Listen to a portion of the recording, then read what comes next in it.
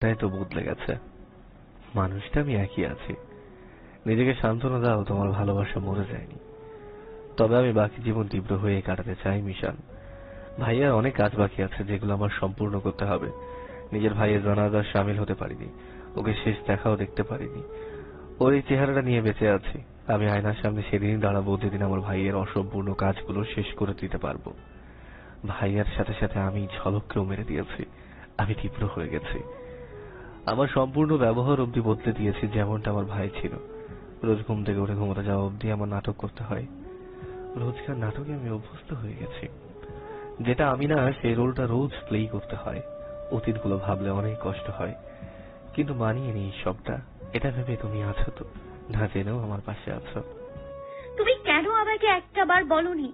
এতগুলো দিন আমি তোমাকে হারানোর যন্ত্রণায় বিপথে চলে গেছি। তোমার সামনে দাঁড়ানোর মতো কোনো প্রমাণ আমার কাছে ছিল না। আমি নিজে একটা চক্রান্তে ফেসে গেছি। তাই ভেবেছিলাম সব হিসেব চুকিয়ে আমি তোমার সামনে দাঁড়াবো। এখন আমি চাইলেও ঝলক হতে পারবো না। আমাকে তীব্র হয়েই বাঁচতে হবে। তীব্র হয়েই তোমার সাথে ভালোবাসার অভিনয় করতে হবে। তোমাকে সেই আগের মতো ভালোবাসতে গেলে আমার ঝলক হতে হবে, যেটা আমি পারবো না। আমার ধারণা ছিল প্রমাণ ছাড়া তুমি হয়তো আমাকে বিশ্বাস করবে না।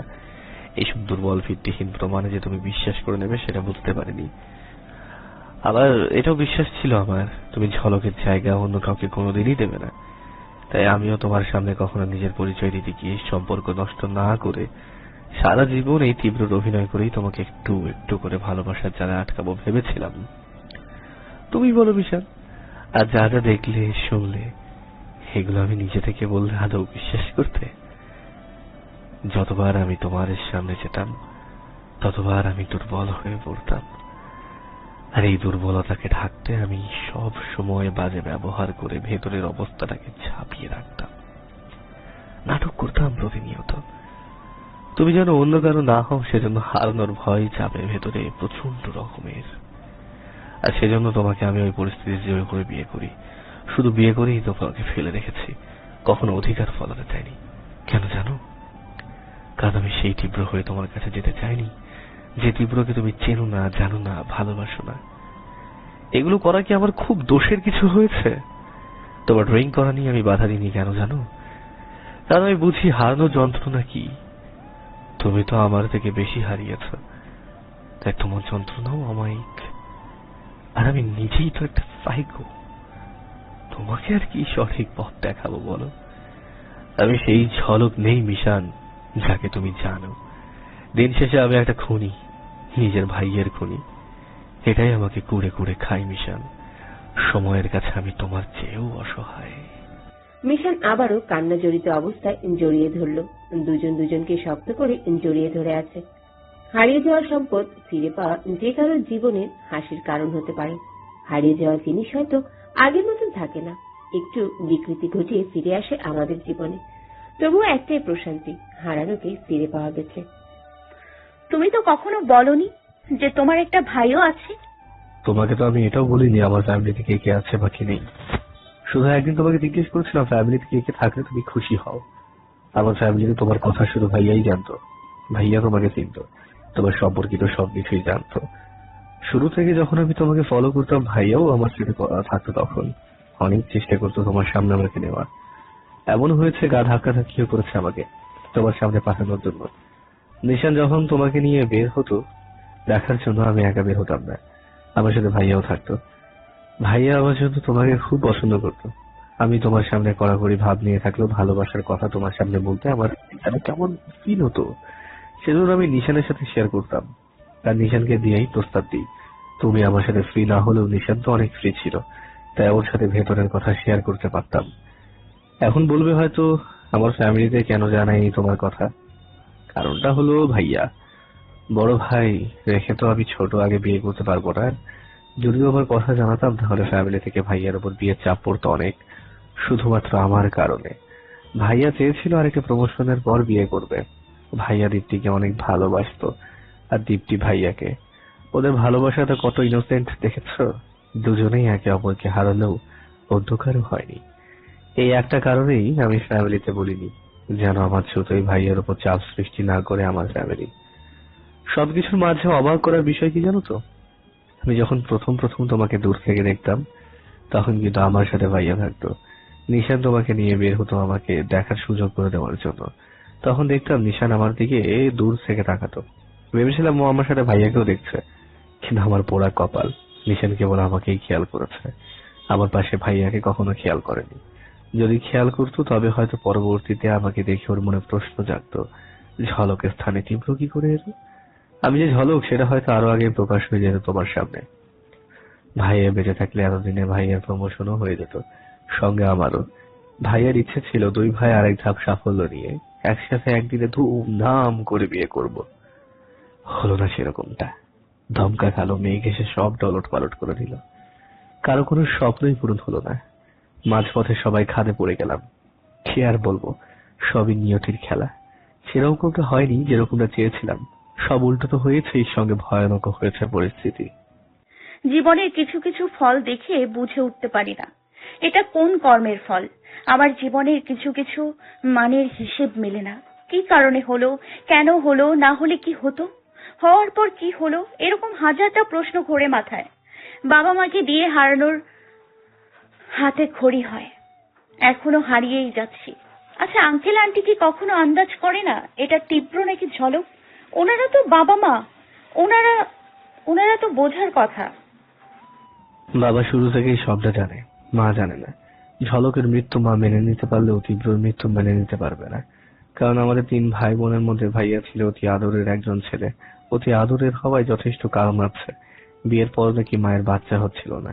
অনেক ডক্টর দেখাই, সব ডক্টররা বলে মায়ের বাচ্চা হওয়ার সম্ভাবনা 10%, আর না হওয়ার সম্ভাবনা 90%।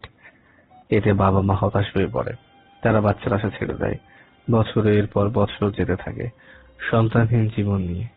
একসময় হঠাৎ করে মায়ের মধ্যে বাচ্চা হওয়ার সিম্পটম ফিল করে। যখন জানতে পারে মা অন্তঃসত্ত্বা, তখন তাদের জীবনে ঈদের মতো খুশি বিরাজ করে। বাবাও মাকে প্রচুর কেয়ারে রাখতো। দিনের পর দিন মা সময় গুনতে থাকতো, কবে তার সন্তান পৃথিবীতে আসবে। তার সন্তানকে নিয়ে হাজারটা স্বপ্ন বলতে থাকে। নিজেই নিজেকে অনেক কেয়ারে রাখতো, যেন তার কারণে তার বাচ্চার কোনো ক্ষতি না হয়। ডক্টররা যা যা বলতো মা হরফে হরফে অক্ষরে অক্ষরে তা পালন করতো। এত কেয়ারিং এর পর, ধৈর্য ধারণের পর, ডেলিভারির দিন যখন বাচ্চা ভূপৃষ্ঠ হতে ডক্টররা জানায় বাচ্চা মৃত, হার্ট আর চলছে না, এর চেয়ে হতাশাময় বাক্য আর কিছুই হতে পারে না একটা দম্পতির কাছে। মা চিৎকার করে করে সৃষ্টিকর্তার কাছে প্রার্থনা করতে থাকে। আর ঠিক ৮ ঘন্টা পর জানতে পারে বাচ্চার হার্টবিট চলছে, সুস্থতার লক্ষণ প্রকাশ পাচ্ছে। এই খবরে মাহেতে প্রাণ ফিরে আসে। তুমি বলো, এত সাধনার ছেলে যাকে অমায়িক আদর ভালোবাসাটা কি অস্বাভাবিক? ভাইয়াকে এত এত ভালোবাসা দিয়ে আগলে রাখতো। মায়ের কাছে তখন পৃথিবীর সমস্ত সুখ সৃষ্টিকর্তা তার কোলে দিয়েছে বলে মনে করতো। জীবনের কিছু চাওয়া ছিল না ভাইয়াকে পাওয়ার পর। তারপর তো তৃপ্তি হলো, আমি হলাম। মায়ের ধারণার বাইরে ছিল ভাইয়ার পর সে আরো 2 সন্তানের মা হবে। এমন না যে মা শুধু ভাইয়াকে নিয়ে পড়ে থাকতো, আমাদের সবাইকেই ভালোবাসতো, আদর করতো।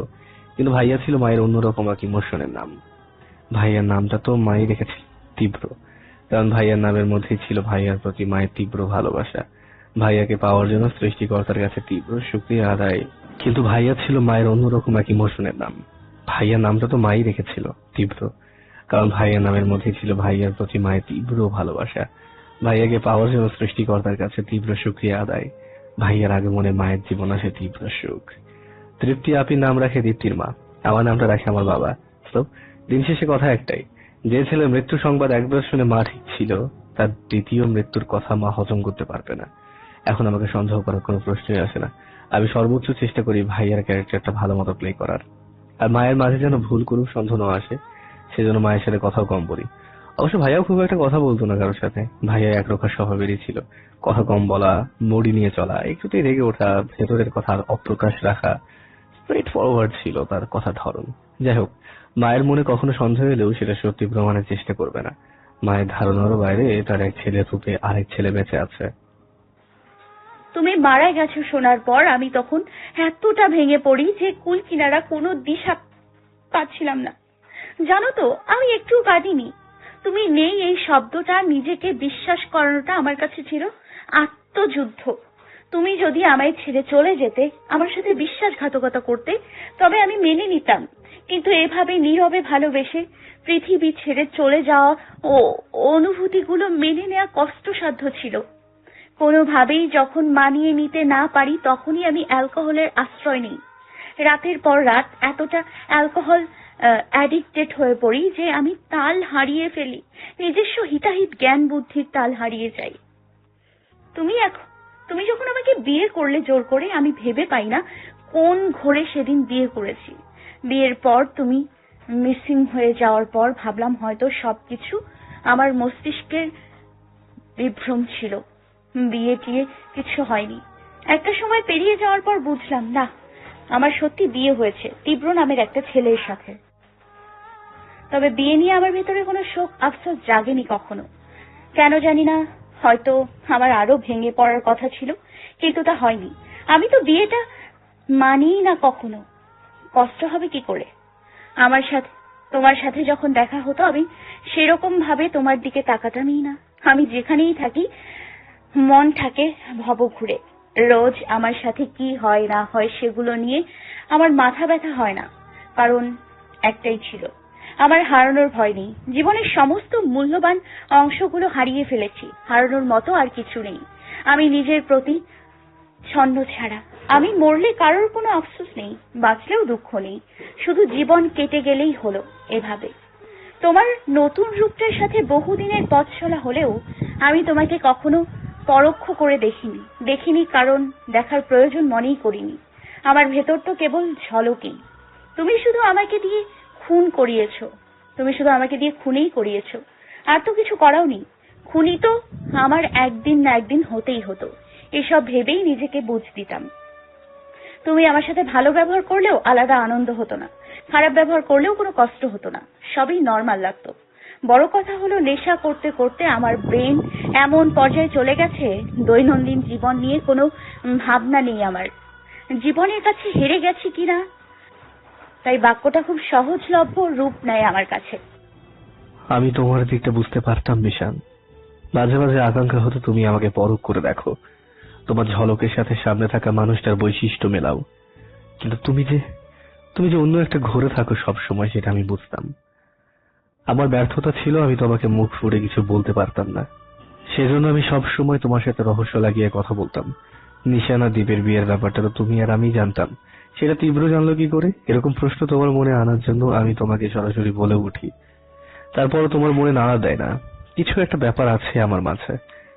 আবার তোমার বাবা মা সম্পর্কিত কথা বলতে থাকি, তবুও তোমার মনে কিছু আঁচ করে না। এরকম অনেক চেষ্টা করি তোমায় ক্লু দেওয়ার, কিন্তু তুমি পাত্তাই দাওনি। আমার সর্বশেষ চেষ্টা ছিল লাস্ট যেদিন তোমাকে ইনডাইরেক্টলি বোঝালাম ঝলক অ্যাক্সিডেন্টে মারা যায়নি, ওর মার্ডার হয়েছে। তখন হয়তো তোমার ভেতরে নাড়া দিয়েছে সবকিছু। আমার ধারণা ছিল তুমি কোন স্টেপ কি করবে, কিন্তু ভয় হচ্ছিল প্ল্যান মতো তোমাকে সত্যি সম্মুখে আনতে পারবো তো। তুমি কি সবটা বুঝবে নাকি উল্টো ভুল বুঝে দূরে সরে যাবে? আমি খুবই ভয়ে ছিলাম। এখন সে ভয়টা নেই আমার মধ্যে। একটা সত্যি কথা বলবে ঝলক, কি? কুয়েতে মিশনের লিস্টে তো তোমার নামও এসেছিল।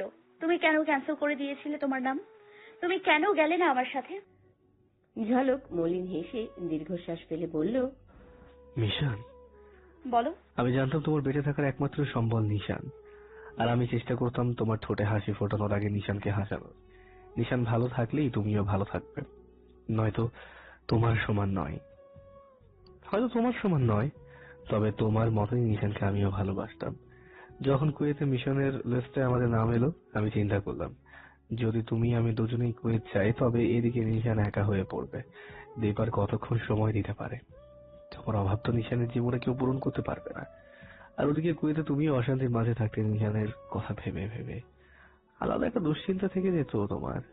প্রতিনিয়ত তোমার ওই রূপ আমি চোখে দেখতে পারতাম না। তাই আমি ঠিক করি, যেহেতু তুমি আমাকে অনেকটা ভরসা করো, বিশ্বাস করো, সেহেতু আমার কুয়েত না যাওয়াটাই বেটার। অন্তত নিশানকে সময় দিতে পারবো, দূর থেকে তোমার দুশ্চিন্তাটাকে কমিয়ে রাখতে পারবো। তোমার কুয়েতের মিশনটাও আমি ক্যান্সেল করতে পারতাম, কিন্তু করিনি। তার কারণ হলো নিশানের চিকিৎসার জন্য সে সময় তোমার অনেক টাকার প্রয়োজন ছিল। তুমি কারোর থেকে টাকার সাহায্য নিতে চাওনি, এমনকি আমার থেকেও না। তাই তোমার কুয়েত যাওয়াটাই বেটার ছিল। মিশন তো আর মুখের কথা ছিল না, তবুও সব দিক দিয়ে চিন্তা করে তোমাকে এই বারুদের মুখে রাখি। প্রতিনিয়ত আমি ভয় পেতাম তোমাকে হারানোর। যখন কুয়েত চলে যাও, সব সময় চিন্তা হতো মিশন ঠিক আছে কিনা, কি করছে না করছে, যে কাজ করছে সেখানে সেফটি আছে কিনা। প্রতি সেকেন্ডে মনে হতো মিশন কোনো বিপদে পড়লো কিনা। হাজারটা চিন্তা মাথায় ঘুরপাক খেত। খুব কষ্টে যাচ্ছিল দিন রাতগুলো। তোমাকে দুশ্চিন্তা মুক্ত রাখতে রোজ নিশানকে সময় দিতাম।